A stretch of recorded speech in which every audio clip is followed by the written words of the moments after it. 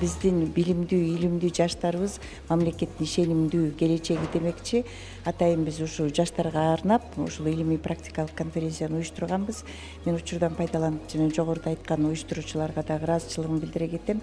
Жана ошондой эле бүгүнкү илимий практикалык конференциянын негизги баягы бир бөлүгү болгон ушул биздин Кыргыз Республикасындагы жаштардын өңгөчө бул аймактарда жашаган жаштардын биринчиден өздөрүнө, экинчиден коомго жана мамлекетке болгон көз караштарын илимий негизде чагылдырылган китеп басылып чыкты да.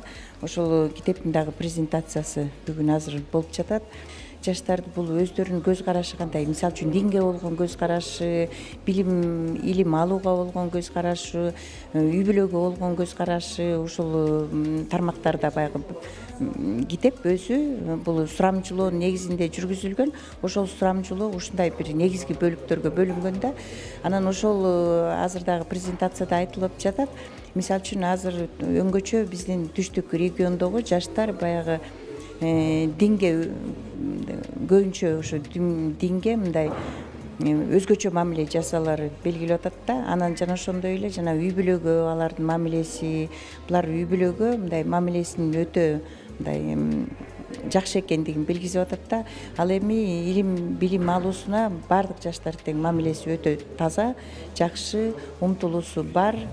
Бул китепте биринчи жолу илимий изилдөө менен кошо ошондой эле жаштардын интервью алып, алардын өздөрү жөнүндө болгон жашоого болгон көз карашы боюнча алар өздөрү жазып, интервью алып, ошону баарын чыгарды. Бул китепте өздөрүнүн интервьюсун окусаңар, ал жакта баардык көптөгөн бүгүнкү Кыргызстандын жаштардын бүгүнкү ойлору жана эртеңки күнгө болгон ойлору жөнүндө камтыган. Жаштардын арасында абдан эркиндик бар, анткени алар эч тайманбай, эч кимден коркпой берилген суроолорго жооп берип ачты дагы, суроодон тышкары өздөрү ойлорун башка жөндө айтып ачты да. Анан кийин ыйлап учургандары болгон, күлүп жаткан учурлары болгон. Ошол жагы аябай байкалды. Буга биз чындыгында эле мындай сыймыктансак болот. Эми сөзсүз көйгөйлүү маселелер бар.